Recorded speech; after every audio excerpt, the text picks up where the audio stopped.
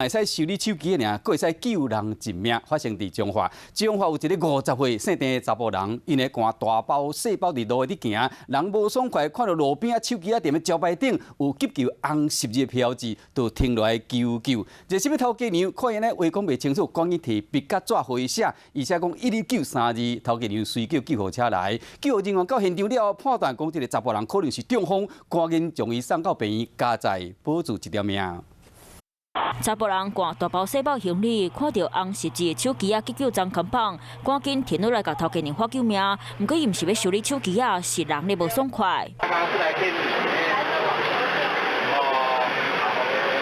头家娘紧叫救护车，因为查甫人讲话无清楚，所以纸笔伊就写 A9三字。家里电话几号？我帮你打电话。他也是讲不出来，我就拿笔给他写，他就写119三个字。 那我想说，119一定有状况。救护人员初步检查，怀疑查甫人应该是中风，赶紧给送去病院。有点头晕啊，我们现场有测量，他血压是略高的。那我们将他搀扶之后呢，做一个身体的检查，那就尽速送医。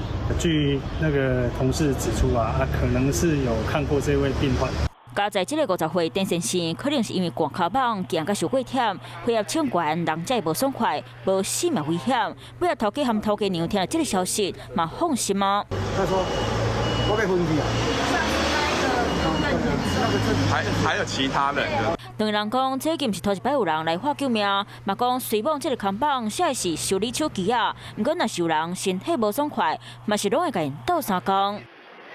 Hello， 大家好，我是乃瑜，要教给大家2个任务。第一个，华视新闻的脸书专页，你按赞了吗？